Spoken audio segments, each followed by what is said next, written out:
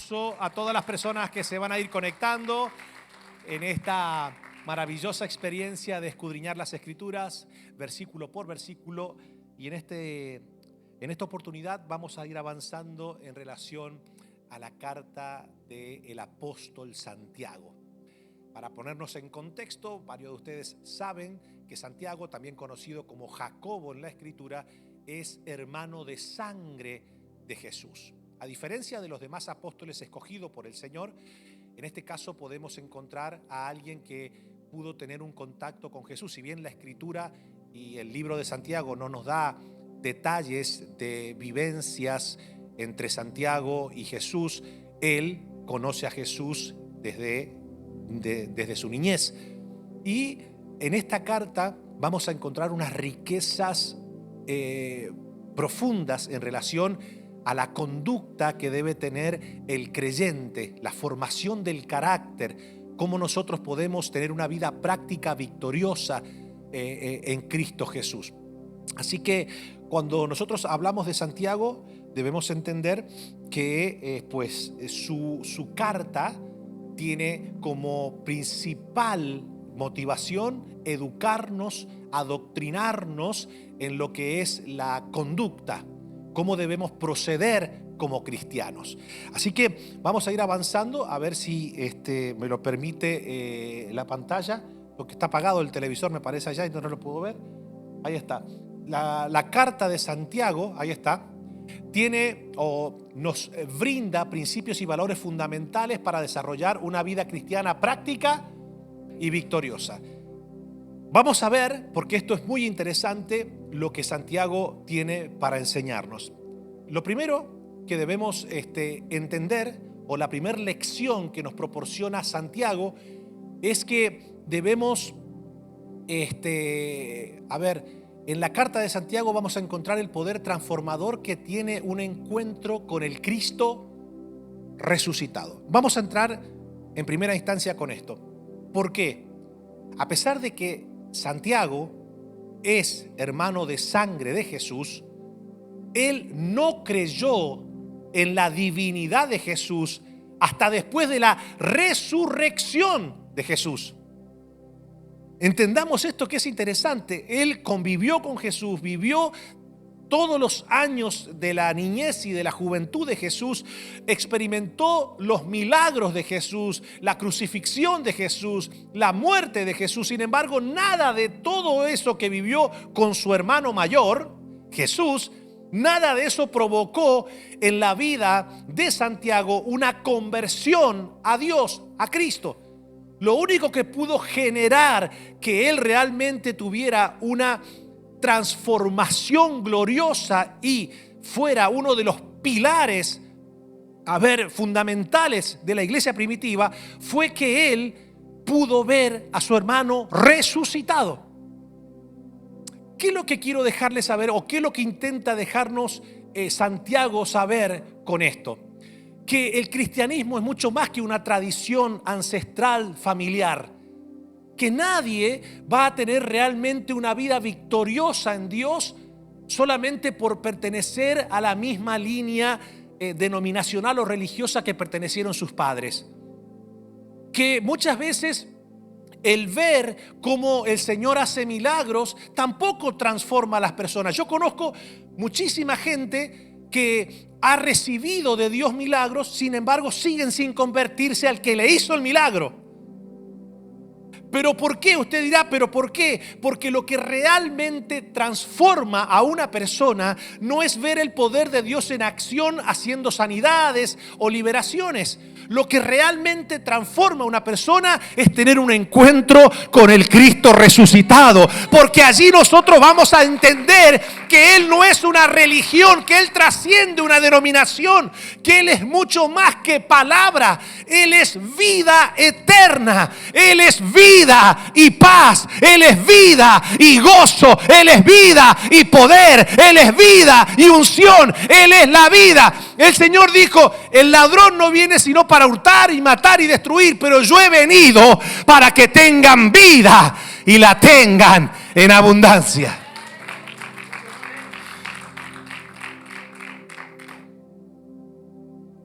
Santiago es la evidencia palpable de cómo nosotros debemos orar por esos familiares que todavía no se han convertido, por esos familiares que tal vez se criaron en la iglesia, que tal vez experimentaron en un momento de su vida algún obrar milagroso del Señor y que hoy se encuentran y uno dice, pero es que yo no entiendo cómo puede ser si hemos criado a esta persona en la fe. ¿Cómo puede ser que hoy no se encuentre rendido o rendida a los pies de Cristo?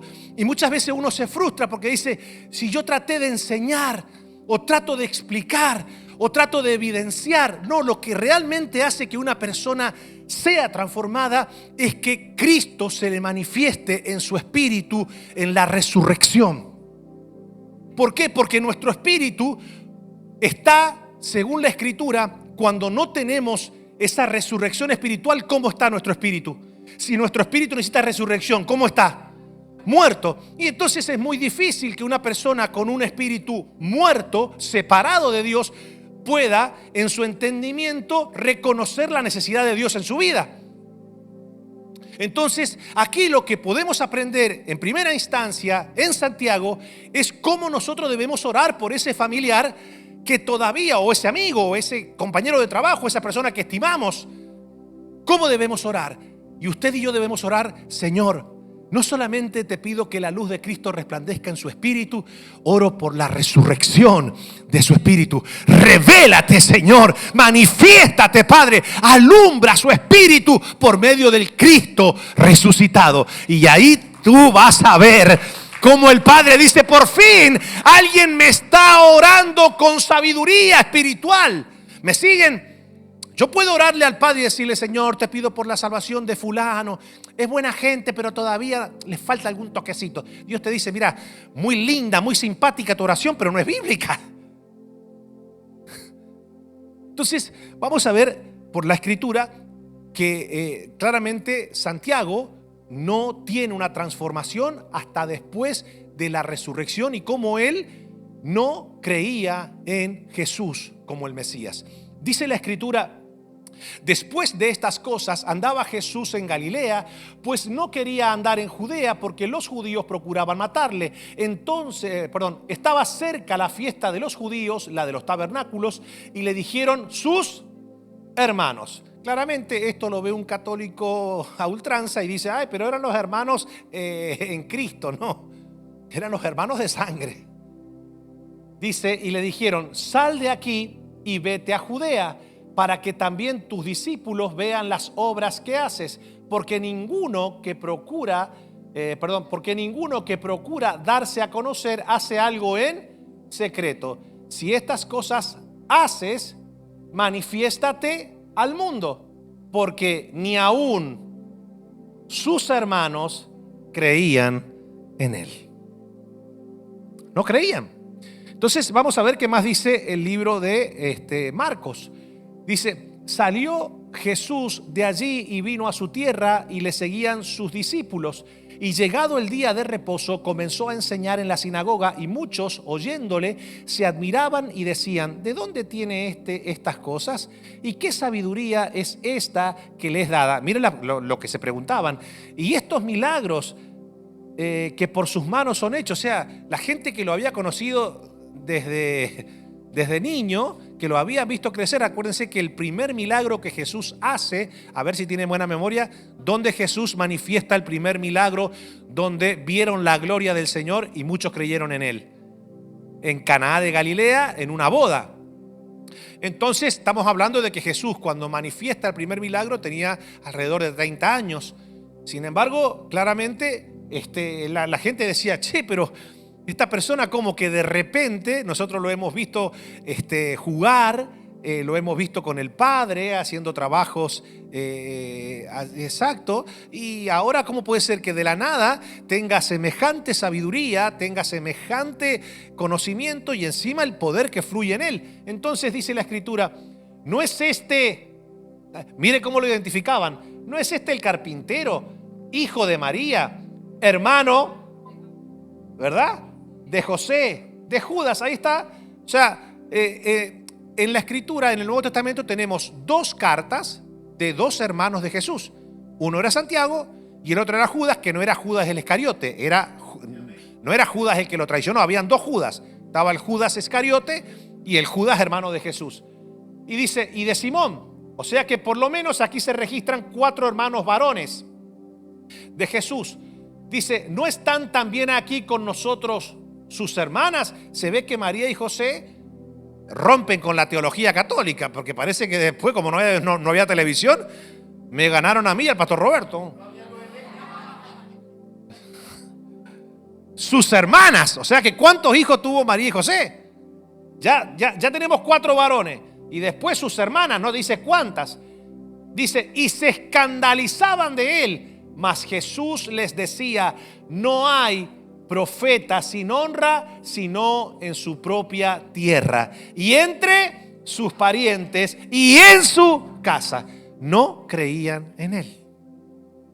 A pesar que lo veían hacer milagros, porque ya no era que solamente él, no, ya lo veían fluir en el poder del Señor.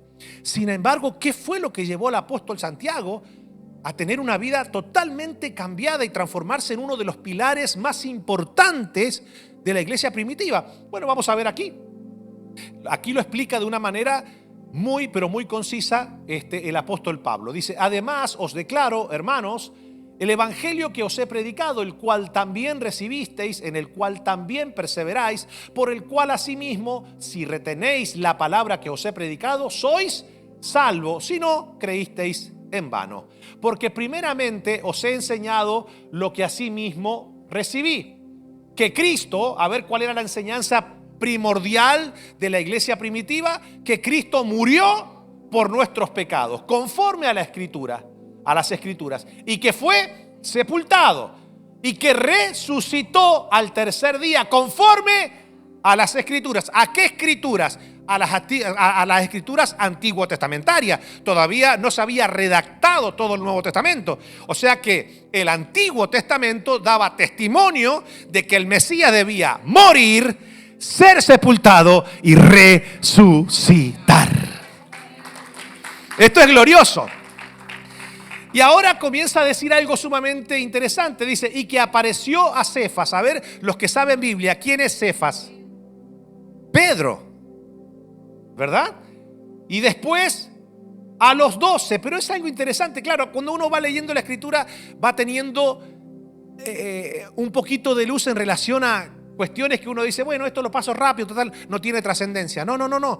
Sí tiene trascendencia, porque lo que vamos a leer a continuación, y por algo la Escritura lo subraya y lo deja establecido, porque es importante, porque ahí hay un punto de inflexión en la vida de alguien que conoció a Jesús desde su niñez, y que solamente ese encuentro con el Cristo resucitado pudo transformar su vida, para que nosotros no perdamos la esperanza de que nuestros familiares y gente que amamos se van a perder en este mundo cruel y oscuro. No, cuando el Cristo resucitado se manifiesta a alguien, nadie puede mantenerse de pie con su propia agenda terrenal. Claramente hay una conversión. Entonces, después, noten ustedes, dice, apareció a más de 500 hermanos a la vez. O sea que la resurrección de Cristo no fue algo privado que solamente experimentaron los seguidores más íntimos de Jesús. No, después se le apareció a más de 500. Y bueno, el apóstol Pablo podría haber quedado allí nada más. Bueno, Cefas, ¿verdad? Los 12 apóstoles y después los 500. Pero noten lo que dice ahora, de los cuales muchos viven aún. O sea, como que daban testimonio. O sea que tenés más de 500 personas, aparte de los apóstoles, aparte de María, aparte de la gente que lo vio resucitado, tenés más de 500 que daban testimonio. No, escúchame, esta gente no está loca. Esta gente lo que está diciendo es verdad. Tenemos testigos para ser dulce. Pero noten ustedes lo que dice ahora. Y otros ya duermen. Pero ahora dice algo interesante. Después, y allí vino la radicalización y la transformación de Santiago. En Santiago, hasta que Jesús había manifestado todo su poder sanador, su poder milagroso, nada de eso había llevado a Santiago a una conversión genuina y transformación a Jesús. Lo que ocasionó que su vida realmente diera un vuelco glorioso a Cristo fue que él lo vio resucitado. Para. ¿Sabes por qué tú estás aquí? No porque tu mente está convencida de la existencia de Jesús. Es que tú fuiste alumbrado y resucitado por el poder del Espíritu Santo en tu espíritu. O sea, Dios te alumbró. Entonces dice, y después apareció a Jacobo, después a todos los apóstoles y al último de todos, como a un abortivo, dice Pablo, me apareció a mí. Este año yo creo que va a ser un año de resurrección en aquellos familiares que están espiritualmente muertos. Pero para ello Dios nos está enseñando y está diciendo, mira, deja de andar peleando contra carne y sangre. Deja, a ver, tu familiar puede resistir. Esa persona que tú quieres que se convierta a Cristo puede rechazar los mejores consejos. Lo que no podrá resistir es cuando el Espíritu Santo se hace presente para convencer de pecado, para resucitar. Escuche, la Biblia dice que el mismo Espíritu que resucitó a Cristo es el que resucitará también nuestro espíritu. Por eso que es un año, diga conmigo, donde voy a orar para que Dios resucite el espíritu de aquellos que tal vez intelectualmente creen, pero espiritualmente están muertos. Mira lo que dice Pablo, qué interesante. Si pues habéis resucitado, ¿cuántos han resucitado con Cristo? Entonces dice la Biblia que la característica de aquellos que han resucitado con Cristo, dice, buscad, fuerte, a ver, buscad las cosas de arriba. Claro, una persona que ha tenido esa maravillosa experiencia que la Biblia le llama nuevo nacimiento. En Argentina decimos newborn. Un nuevo nacimiento. Una persona que Ana, pastor, ¿cómo me doy cuenta que he nacido de nuevo? Porque lo primero que una persona experimenta en el nuevo nacimiento, en la resurrección espiritual, es que ahora pone la mirada en las cosas de arriba. Encuentra deleite en las cosas de arriba. Adora al que está arriba. Sirve al que está arriba. Glorifica al que está arriba. Habla del que está arriba, sentado en su trono, y de aquel que está a su diestra, lleno de poder, de gloria y de autoridad. Pablo dice, si ustedes en verdad han resucitado con Cristo, busquen las cosas de arriba donde está. Eso es lo que estamos haciendo hoy. Ya está bueno de mensajes motivacionales, carnales, que tienen que ver solamente con lo terrenal y los bienes terrenales efímeros que logramos alcanzar en la tierra. Gloria al Señor por las bendiciones terrenales. Gloria al Señor por el bienestar terrenal. Todo eso es añadidura. A ver, lo medular del Evangelio es poner la mirada en aquel que está en su trono. Es poner nuestro espíritu en una condición de hambre y sed para recibir el alimento que viene de lo alto, el pan de vida. Y dice, ¿sabes qué? Debemos buscar las cosas de arriba, donde está Cristo sentado a la diestra de Dios. Poned la mira. A ver, mira que tenés al lado y decirle, poned la mira donde tenés que ponerla. Este 2025, diga conmigo, mira, ¡ping! Puesto los ojos en el autor y consumador de la fe. En este 2025 ya me cansé de dar vueltas en el desierto. Me cansé y al final no vi nada. Entonces cambia la estrategia. ¿Qué hago, pastor? ¿De dónde entonces puede venir mi socorro? Alza tus ojos a los montes. ¿De dónde vendrá mi socorro? Mi socorro viene de Jehová, que hizo los cielos y la tierra. Poned la mirada en las cosas de arriba. No, a ver, ya conmigo, no en las de la tierra, porque habéis muerto y vuestra vida está Oh my God, esto es glorioso, mi hermano. Y vuestra vida, ¿dónde está escondida? Cuando nuestra vida está escondida en Cristo, no hay diablo que nos pueda encontrar. No hay demonio que nos pueda destruir. Esto es glorioso, mi hermano. Y sigue diciendo, cuando Cristo, a ver, ayúdeme a leerlo. Cuando Cristo, vuestra vida, se manifieste, ahí está hablando de la segunda venida de Cristo. Entonces vosotros también seréis manifestados con Él en gloria. Así que lo primero que aprendemos de Santiago es el poder transformador de ese encuentro con el Cristo resucitado. Y si tú no has tenido ese encuentro, ora también entonces en dirección a ese encuentro. Mi hermano, no hay nada más hermoso que caminar no con el Cristo de oídas, esa es la palabra. Como dijo Job en un momento determinado. Job era un hombre temeroso de Dios, apartado del mal, pero que no había tenido un encuentro profundo con el Señor. Y él termina su libro diciendo, de oídas te había oído, mas ahora mis ojos te ven. Rápido, vamos a seguir avanzando. ¿Cuánto estamos aprendiendo? Mire, solamente en esto es que es la introducción. Qué linda revelación que estamos teniendo en relación a Santiago. Lo segundo que aprendemos, fuerte, diga conmigo, es la humildad de Santiago para no dejar que la familiaridad lo hiciera creerse superior a los demás. Tampoco permitió que su lazo sanguíneo le hiciera olvidar que en el reino de Dios todos somos siervos de Jesucristo. Vamos a leer cómo comienza. Dice Santiago 1:1. Santiago, hermano de sangre, y lo conozco desde Hipote, el guirro este.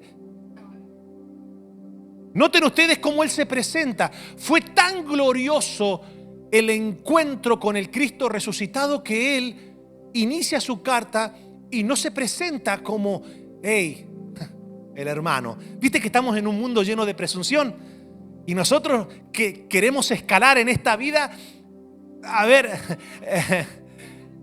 sí, viste, sacándonos la foto con el famoso de moda, ¿sí o no? Entonces nosotros vamos creyéndonos importantes de acuerdo a la gente con la cual nosotros nos vamos codeando. ¿Me siguen?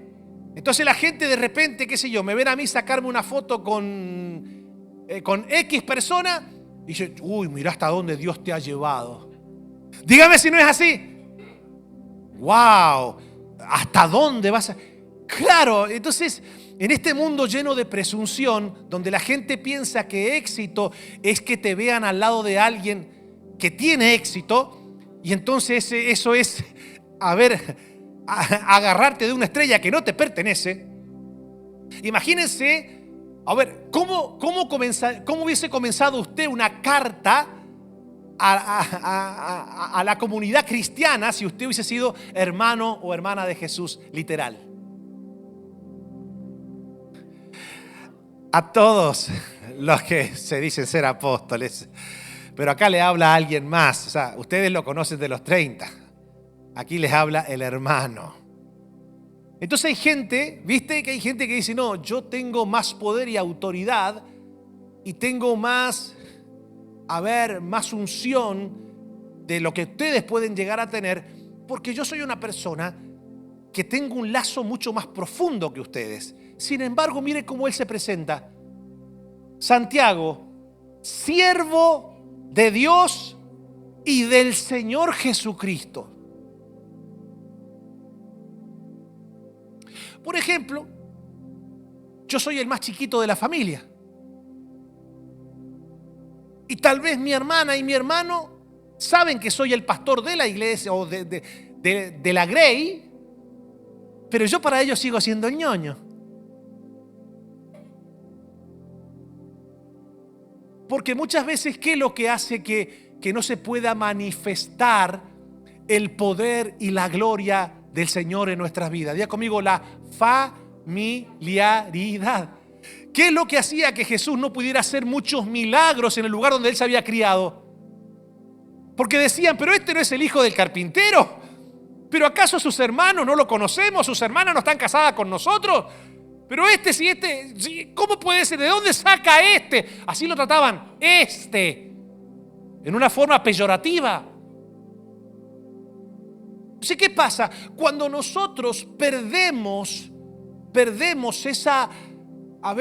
ese temor de Dios al dirigirnos a Jesús, entonces cuando nosotros nos familiarizamos y pensamos y vamos desarrollando a un Cristo noble, tierno, que está más dispuesto a obedecernos a nosotros que nosotros a Él. Es allí donde nosotros comenzamos a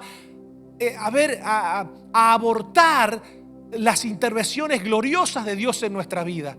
Hoy día se predica un Cristo que está a nuestra merced en gran parte, ¿sí o no? Claramente no te lo dicen de una manera directa, te lo dicen de una manera indirecta, pero te sugieren que ese es el Cristo verdadero.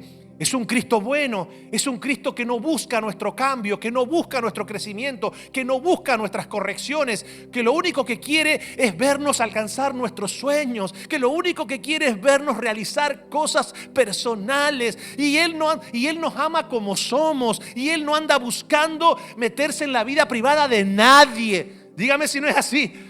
Eso es lo que muchas veces se sugiere en no pocos púlpitos, y la gente va creando un Dios a su imagen y a su semejanza, que encuadre con sus sueños y anhelos personales y egoístas. Entonces el doulos, que es en griego el Señor, va reduciéndose a un kyrios, a un esclavo. Entonces, ¿qué pasa? Hoy la gente, lejos de someterse como siervo al Señor para que ese Señor manifieste su gloria y poder sobre sus siervos, el siervo ahora camufla sus ansias de gobernar a Dios por medio de decretos proféticos. Entonces, yo ya no me humillo, ya no doblego mi corazón, ya no me postro ante mi Señor para que Él haga su voluntad de mi vida. No, ahora yo camino erguido, decretando y declarando para que Él vaya cumpliendo todo lo que a mí se me ocurra hacer y decretar. Y Dios te dice, hey, yo no estoy para seguirte a ti. La clave es, el que quiera seguir en pos de mí, niéguese a sí mismo, tome su cruz, sea un siervo, y entonces puede ver mi gloria fluir en su vida. Santiago podría haberse dicho, no permitió que la familiaridad, o porque se dio cuenta que mientras él se conectaba con la familiaridad, el poder de Dios no fluía, ni siquiera, no solamente en milagros, sino que ese poder transformador tampoco pudo resucitar su espíritu, porque esa familiaridad hace que mucha gente pierda el fluir de Dios en su vida. Santiago dice, siervo de Dios y del Señor Jesucristo. ¿Es mi hermano de sangre? Sí, pero antes de ser mi hermano de sangre, ahora que he nacido de nuevo, eso no me da a mí un lugar especial. No, soy un siervo de Jesucristo.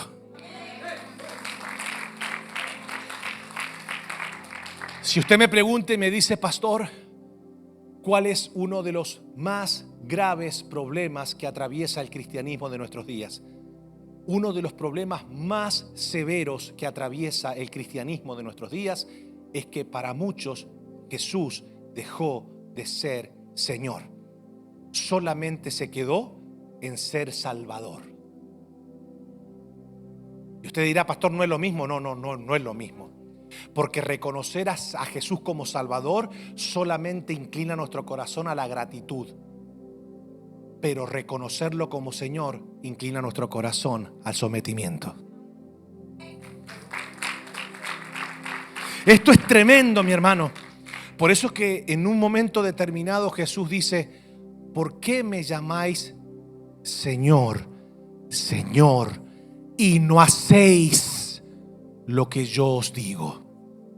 Noten ustedes que Jesús no dice: ¿por qué me llamáis Salvador, Salvador, y no hacéis lo que yo os digo? Porque la salvación, como es por gracia, lo que demanda es gratitud. Pero esa gratitud debe manifestarse en un rendimiento al señorío de Cristo. Para Santiago era muy importante comenzar la carta así. Han pasado más de 2000 años y vaya si estaba en lo correcto que hoy en una esquina de Jayalía seguimos hablando de la importancia del señorío de Cristo en la vida de Santiago. Eso revela humildad.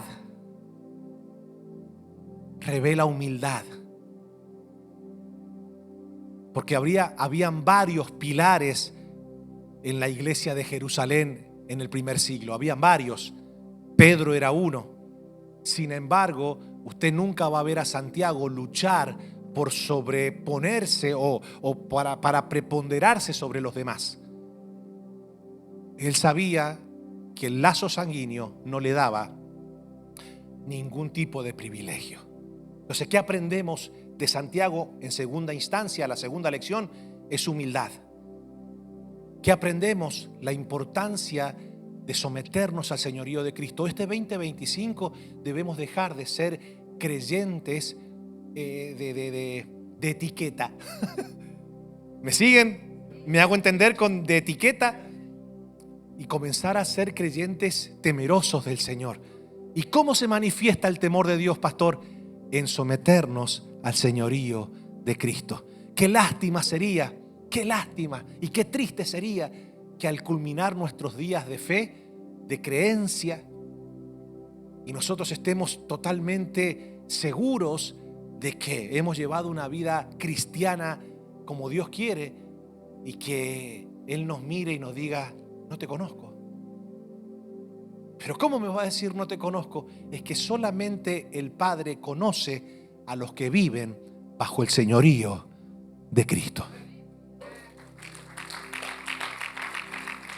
Esto es interesante.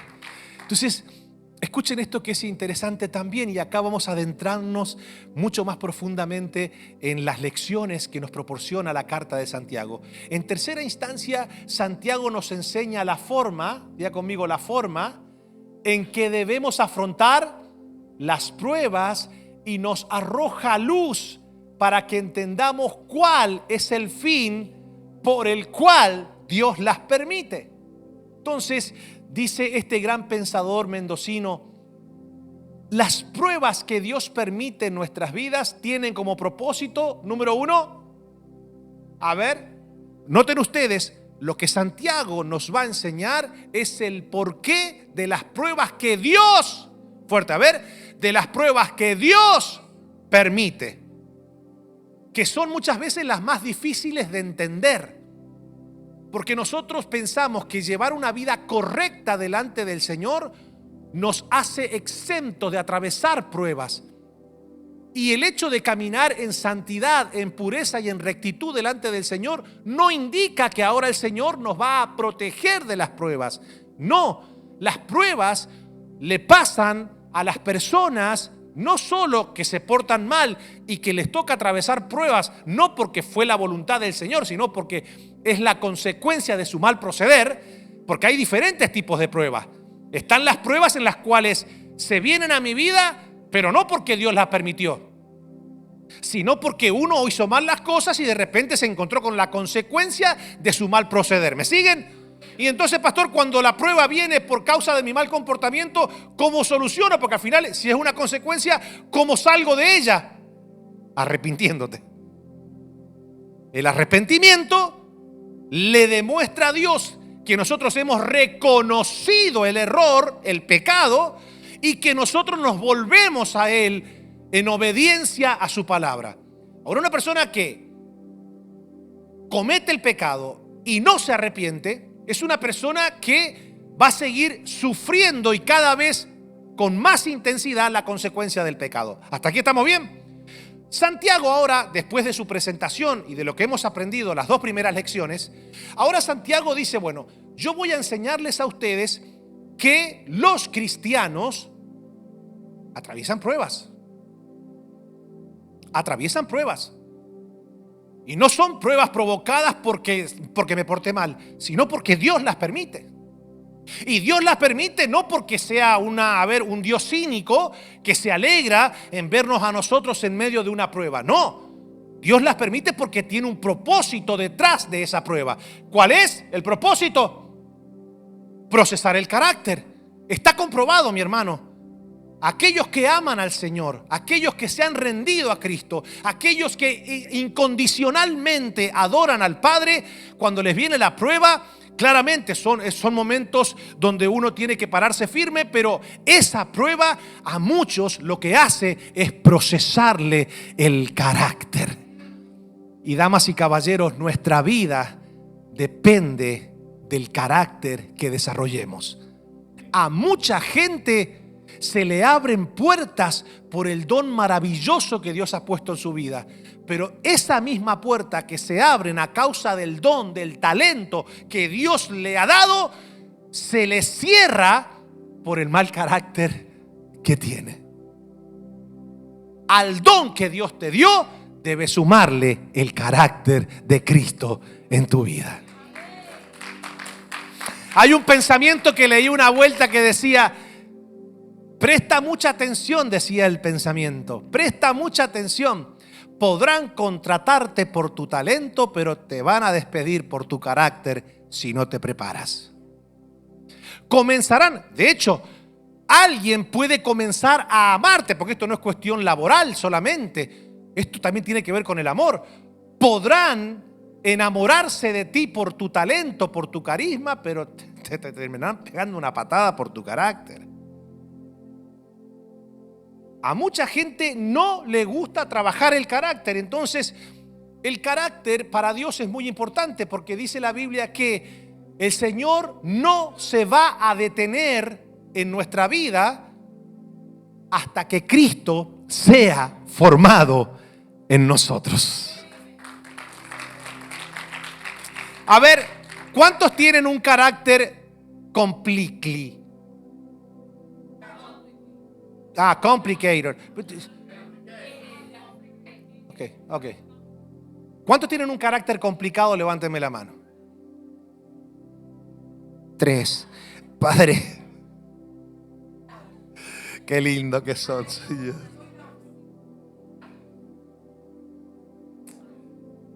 ¿Qué sucede?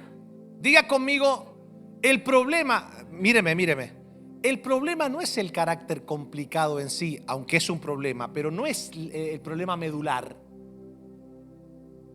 El problema del carácter complicado no es en sí el mal carácter, es el no querer cambiar. Porque todos nosotros, si nosotros decimos yo tengo un carácter, mira pastor, mejor se echa a perder. No existe. Todos necesitamos seguir puliendo nuestro carácter hasta que Cristo sea formado en nosotros. Entonces, ¿qué pasa? El problema es cuando te encontrás con alguien que le hace caso a la psicología moderna y te dice, el que te ama, te va a amar como eres. O aquellos que dicen, yo soy así, no voy a cambiar. Entonces, cuando una persona tiene esa condición, no tiene margen para mejorar, porque si no quiere cambiar, lo que está diciendo es que no quiere mejorar. Entonces, ¿qué hace Dios? Dios permite pruebas, ¿para qué? Para procesarnos, porque a veces las pruebas nos hacen reflexionar, nos hacen volver en sí. ¿Me siguen? Entonces, pero hay 2 formas. Dios se puede encontrar con una piedra, entonces Dios dice, bueno, te voy a tener que tallar. Así que el dolor va a ser fuerte, pero Dios se puede encontrar con barro. Qué lindo, mi hermano, cuando se encuentra con barro, porque quiere decir que el alfarero, de una manera suave, trabajará el vaso, porque el barro es flexible y se deja moldear por el alfarero. A ver, Dios se va a encargar de hacer y que tú tengas el propósito maravilloso de Él en tu vida. Pero bueno, yo decido si el padre agarra un martillo y me talla, porque, bueno, soy una piedra. Exacto, ahí está. En Argentina decimos tritur.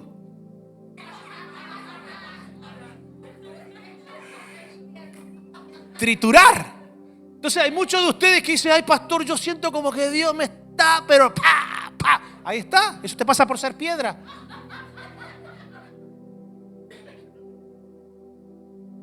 Y entonces, pastor, ¿cómo hago? ¿Cómo hago para ya? I don't want to do any more, piedra. Rock. Ya no quiero ser más una piedra. Ya no quiero.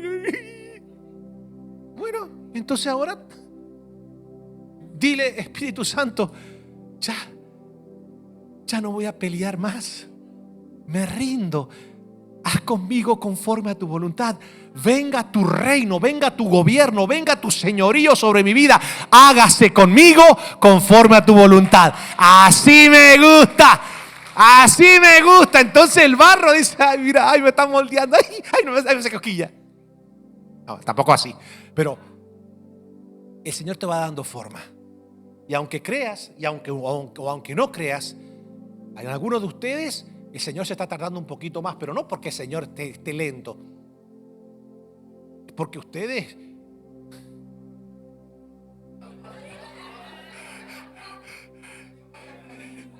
se las traen. Entonces, las pruebas tienen como propósito procesarnos el carácter. ¿Qué más? ¿Por qué Dios permite una prueba? Porque también quiere desafiar nuestra fe. ¿Por qué un maestro te toma una prueba en una universidad o en una escuela? Porque quiere desafiar tu conocimiento. ¿Me siguen? El maestro que prepara una prueba no lo hace con la intención de que el alumno entre en depresión. Saquen.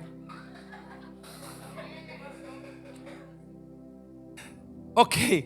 A ver, diga conmigo. Santiago nos enseña, y claramente nos enseña, que las pruebas que Dios permite son para procesar el carácter, para desafiar la fe, para desarrollar nuestra mansedumbre y para librarnos de situaciones desastrosas. Y acá me voy a detener porque esto es un dato, que esto es para que usted se goce, mi hermano. ¿Cuántos quieren? Me dan 3 segundos que le explico este dato, porque este dato es glorioso. ¿Qué sucede? Cuando desciende el Espíritu Santo sobre el aposento alto allí en el monte de Sión, en Jerusalén, cuando desciende, la palabra es, y me seréis testigos en Jerusalén, en Judea, en Samaria y hasta lo último de la tierra. ¿Me siguen hasta acá? Ok.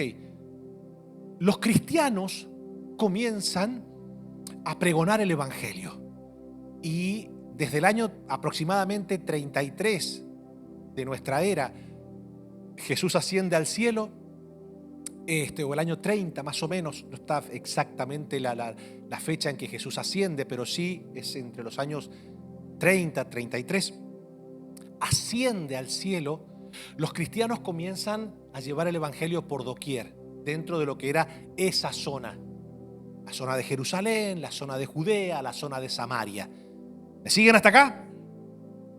En el año 66, ahí sí ya tenemos un número mucho más conciso, porque tenemos muchos escritores que nos dejan saber el tiempo.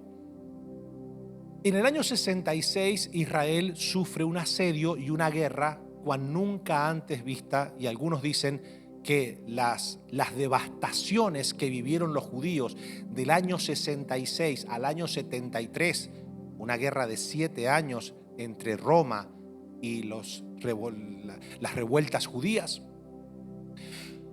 que las devastaciones que sufrió el pueblo de Israel nunca se vieron antes, a pesar de que ya hubo una destrucción del templo, pero la destrucción del segundo templo dejó una devastación tan grande, que ni aún lo que vivió ese pueblo en el asedio de Babilonia, cuando destruye el primer templo, y lo que vivió en la Segunda Guerra Mundial, con la persecución a muchísimos judíos y la masacre, es que quizás en la Segunda Guerra Mundial murieron más personas, pero solamente indicó muerte de personas.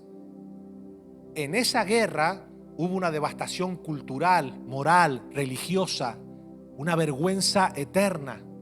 ¿Me siguen? Aparte de las muertes físicas. La situación era tan grave que cuando Roma asedia Jerusalén, el hambre era tan palpable que las madres se comían a sus hijos, literal.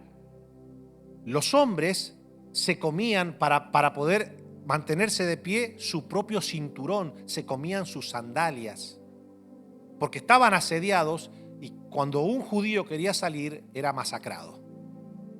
Bueno, noten ustedes que gran parte del libro de Apocalipsis, que muchos lo quieren poner en una semana 70 futura,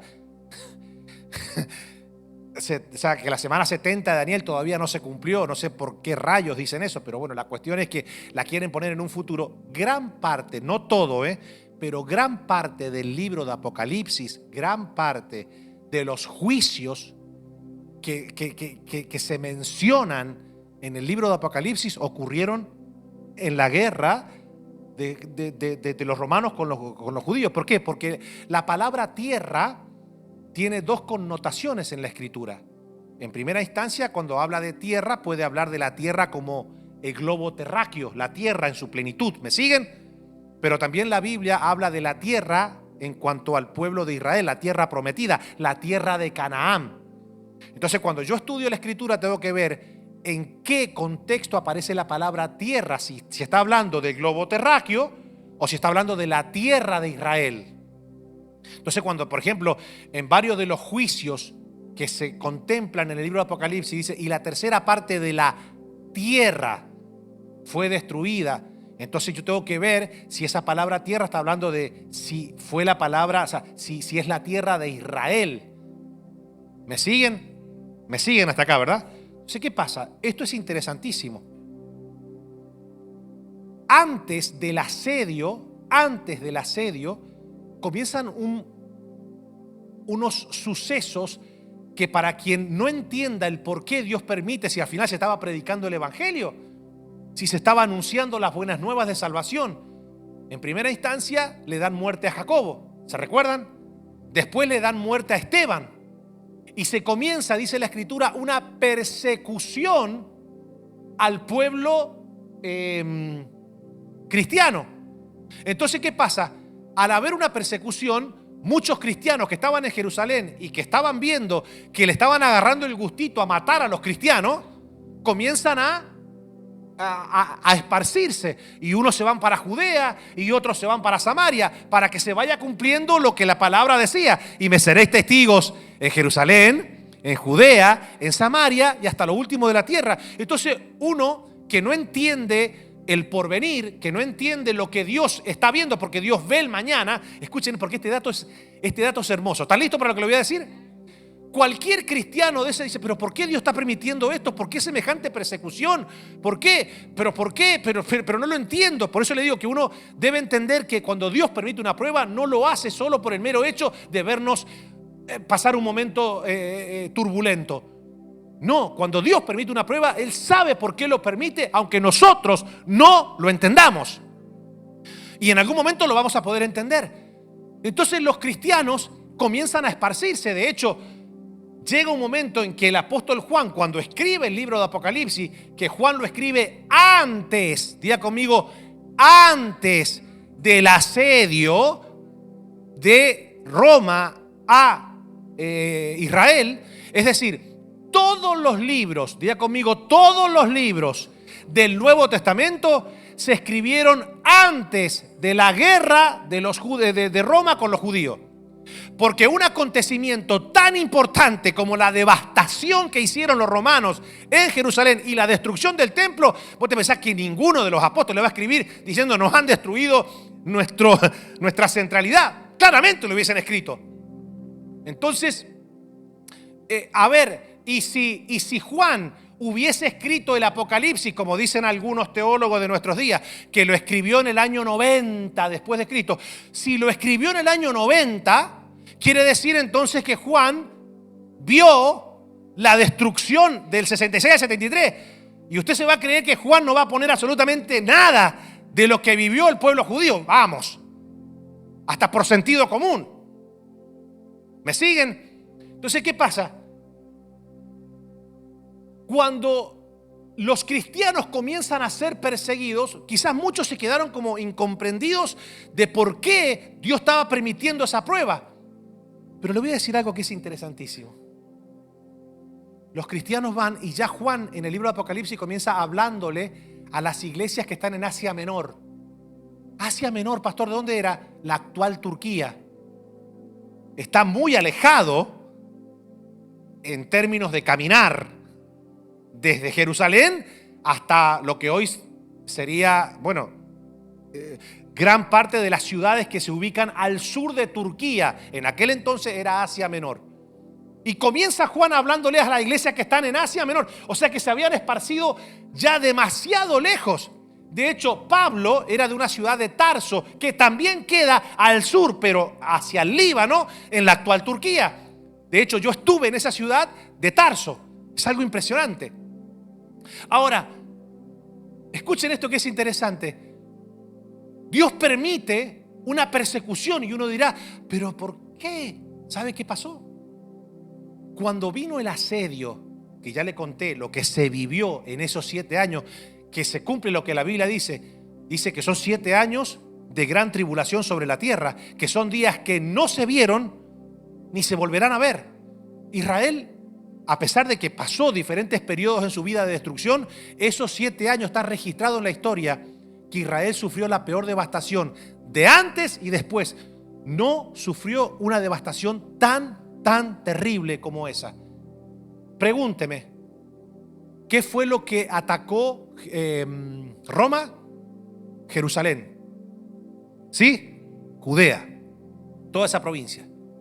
Hizo una devastación, un exterminio básicamente. Quedaron algunos que se fueron esparcidos judíos ortodoxos. De hecho, mire, imagínense, fue tanta la destrucción que al quedarse sin templo, se quedaron sin ley, o sea, sin tratar de establecer una ley mosaica como Dios la mandó.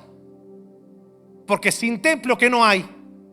No hay sacrificio, y si no hay sacrificio no hay sumo sacerdote, y si no hay sumo sacerdote no hay, por lo menos para los que no creían que Cristo era el sumo sacerdote y la redención y el Cordero de Dios, para ellos era un problema gravísimo, porque ¿cómo podían practicar su religión? Si no hay templo, no hay sumo sacerdote, si no hay sumo sacerdote, no hay derramamiento de sangre, si no hay derramamiento de sangre, ¿cómo se expiaba el pecado? Que era una vez por año. ¿Ya conmigo? Ajá. Por eso que ya en el año, ya 73, ya la fracción de los saduceos es eliminada.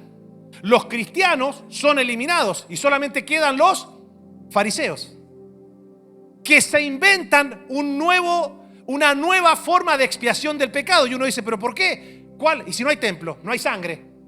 Entonces, ¿qué se inventaron? Se inventaron las buenas obras como reemplazante de la sangre que expía el pecado. Para los cristianos ya el templo no era necesario. ¿Por qué? Porque ya Cristo era el Cordero que no apaciguaba la ira de Dios por un año, quitaba el pecado del mundo. Entonces, ya está, con esto termino. Escuchen que esto es interesante.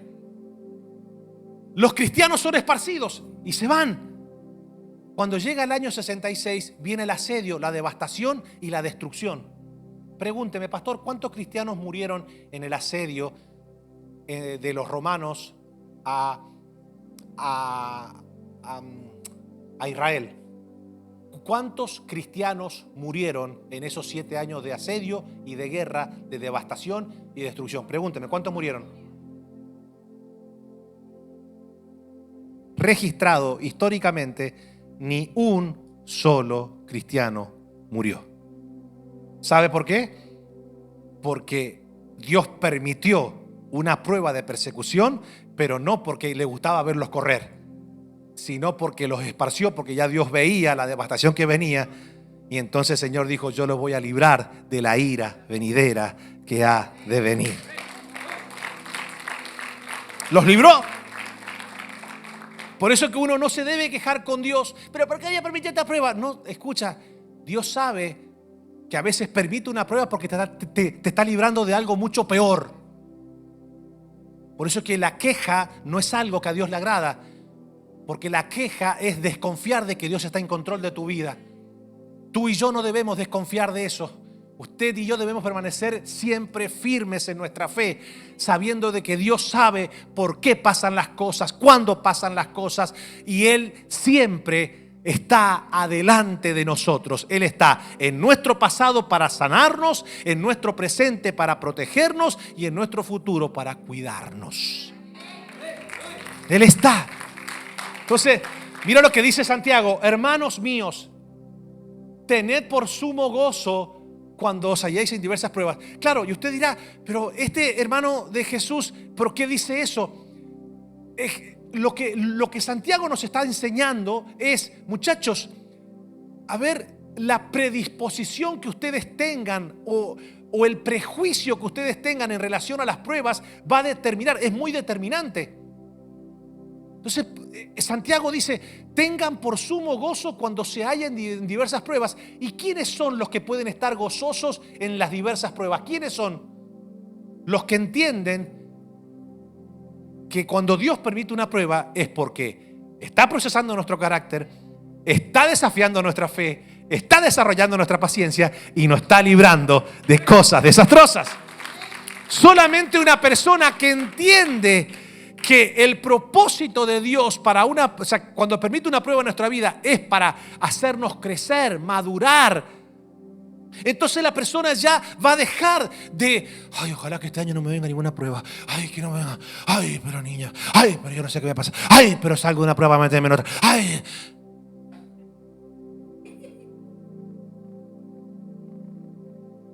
Entonces Santiago dice, muchachos, tengan por sumo gozo, porque cuando Dios permite una prueba, o sea, cuando ya tú estás seguro de que la prueba no es la consecuencia de tu mal proceder, sino, no, Dios ha permitido una prueba, prepárate porque seguramente algo bueno saldrá de ello. Y si algo bueno saldrá de ello, entonces yo puedo enfrentar la prueba con un gozo indescriptible en mi espíritu, no por el acontecimiento en sí, sino por la repercusión, por la consecuencia de la prueba. Entonces, y tiene como finalidad que la prueba de vuestra fe produce paciencia, mas tenga la paciencia su obra completa para que seáis perfectos y cabales sin que os falte cosa alguna. Entonces, pastor, estoy pasando una prueba. Pará, primero, detenete, listo. ¿Esto que estoy pasando es producto de mi mal proceder? No. 100% seguro, seguro. ¿Has estado chismeando? Sí, listo. Entonces no es de Dios. Vos te metiste ahí. Porque la Biblia dice, si alguno padece persecución, que padezca como cristiano, dice, y no por entrometerse en lo ajeno. Así que mirá que tenés al lado y decirle, a ver, esa lengüita se ve bastante filosa, vamos a decírselo. Se ve bastante filosa. Varias veces la he escuchado hablar de los ausentes y no hablando flores. Vamos a decirle, no lo digo por vos, pero a vos te lo digo.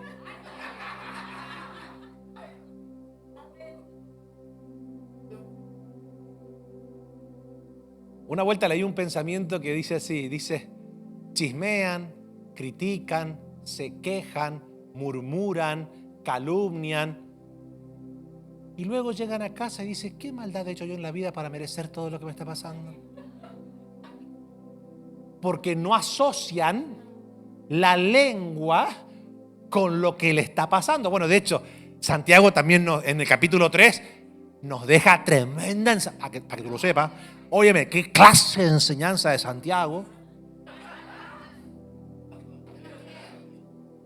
Pero vamos a ver que Santiago no es el único que habla de las pruebas, sino que dice Pedro, y con esto termino, dice Pedro, bendito el Dios y Padre de nuestro Señor Jesucristo, que según su grande misericordia, nos hizo renacer para una esperanza viva por la resurrección de Jesucristo de los muertos, para una herencia incorruptible. Mi hermano, yo cuando leo esto, yo no sé a usted, pero a mí me genera un gozo tanto. Porque, a ver, Pedro también está hablando de la importancia de tener esa experiencia con el Cristo resucitado. Y dice que esa resurrección de Jesucristo de entre los muertos para una herencia incorruptible, incontaminada e inmarcesible, reservada en los cielos para vosotros, que sois guardados por el poder de Dios mediante la fe para alcanzar la salvación que está preparada para ser manifestada en el tiempo postrero. Y dice ahora, escuche esto, en lo cual vosotros os alegráis. Otra vez habla el término alegráis. Santiago dice tener por sumo gozo. En el cual vosotros alegráis, aunque ahora, for a little time, si es necesario, o sea, si Dios ve que es necesario, Él va a permitir una prueba. Porque Él sabe lo que hace. Si es necesario, tengas que ser afligidos. Esa palabra afligido no está diciendo que busca tu depresión, sino afligido quiere decir que busca tu formación, que busca que tu carácter sea procesado al carácter de Cristo. Dice, tengáis que ser afligidos en diversas pruebas para que, sometida a prueba vuestra fe, entren en una gran depresión. No, dice que nuestra fe, hay gente que dice, ay pastor, que estoy triste. I feel bad. Why you feel bad? Lo que estoy diciendo es, ¿por qué te sientes mal? No, que hiciste nada, no, que hiciste no. Feel, repita conmigo, feel, sentir. Si la escuchaba me dice, I feel, dice a mí. Pero es feel de.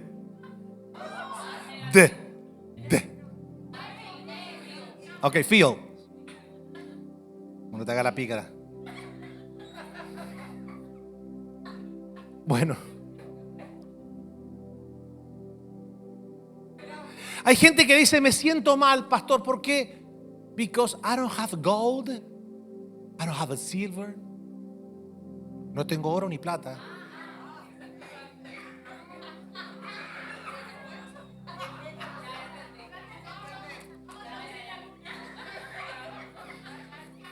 ¿Sabes qué? Mira, hay gente que tiene oro y plata y no tiene fe. Y hay gente que tiene fe y no tiene, quizás en este momento, ni oro ni plata. ¿Quién es más rico? Hay algunos diciendo, no, deja la fe a un lado, pastor. Echa para acá el oro. Echa para acá el oro. ¿Sabe qué? El único loro que te va a llegar a vos no es el oro, es el loro. El loro te va a llegar a vos mientras sigas con esa mentalidad. Para Pedro, que sabía muy bien lo que estaba diciendo, porque en un momento determinado suben con Juan al templo llamado La Hermosa a la hora de la oración y se encontraron con un mendigo que estaba pues lisiado, y cuando lo ve el mendigo le dice, please help me, I am homeless, can you give me a money please? Dinero. Exacto. Pedro y Juan lo miran y le dicen, I'm so sorry. Now we don't have gold and we don't have silver, but we don't have money. Okay. Pedro y Juan le dice, ahora nosotros no tenemos ni oro ni plata a un lisiado, pero tenemos algo mucho más precioso que no puede comprar ni el oro ni la plata. Le dice Pedro y Juan, no tengo oro ni plata, pero lo que tengo te doy. En el nombre de Jesús, levántate y anda. Y el lisiado se levantó y entró brincando, glorificando a Dios. Porque la fe hace que tú y yo tengamos algo mucho más glorioso que simple bien material. La fe es un don espiritual que transforma nuestra vida, que rompe cadenas y que vence al mundo. Tenemos lo que vence al mundo, que es nuestra fe en Cristo Jesús. Dice para que sometida a prueba vuestra fe, mucho más preciosa que el oro, el cual, aunque perecedero, se prueba con fuego, dice, sea hallada en nosotros. Cuando ustedes se encuentran en una prueba, ¿cómo debe ser hallada su vida? Que la prueba debe ser hallada en, a ver, diga conmigo, alabar al Señor cuando todo marcha bien. Mi hermano, eso es lindo y gloria al Señor. A todos nos gusta adorar al Señor en el palacio, pero la alabanza que realmente es preciosa es la que nosotros hacemos en el desierto. En el palacio solo los ingratos no alaban, pero en el desierto solo aquellos que tienen una fe preciosa y que aman al Señor son los que logran tener un cántico en el desierto, Señor. Aunque la higuera no florezca, aunque en el campo no haya fruto, con todo yo me alegraré y me gozaré en el Dios de mi salvación. La prueba no va a detener mi alabanza, la prueba no va a detener mi adoración, la prueba no va a detener mi fe. La prueba lo único que va a hacer es purificar mi fe. La prueba alguien tiene que ponerse de pie, levantar sus manos y decir, en este 2025 las pruebas no me van a lanzar a los brazos de la depresión. Las pruebas no van a detener el destino de gloria que Dios ha trazado para mi vida, para mi casa, en medio de este año. Aleluya. En medio de la prueba te alabamos. A ver dónde están los que alaban en la prueba. Aleluya. Vamos, iglesia. Alaba, alaba, alaba en medio de la prueba.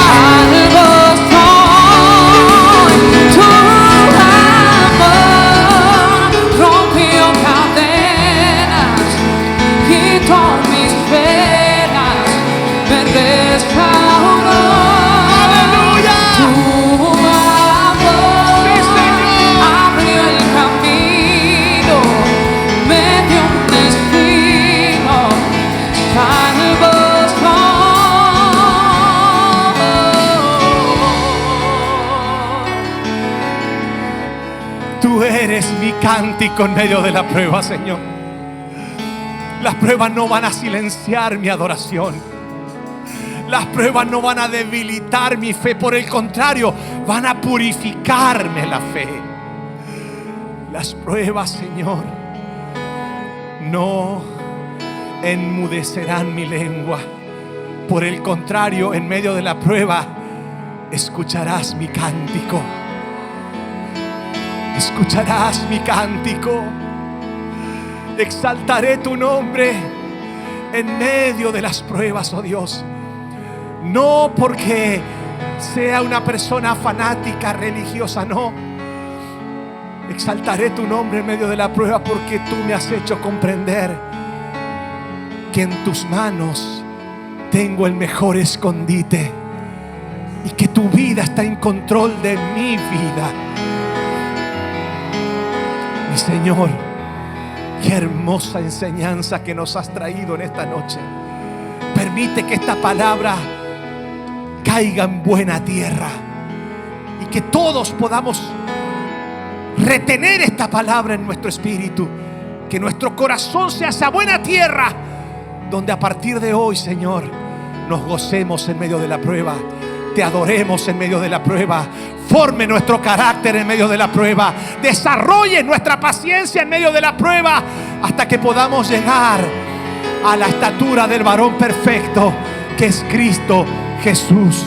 Vamos, alguien puede decirle: Señor, forma a Cristo en mi vida. Vamos, dile: forma a Cristo en mi vida, en el nombre de Jesús. Amén y amén.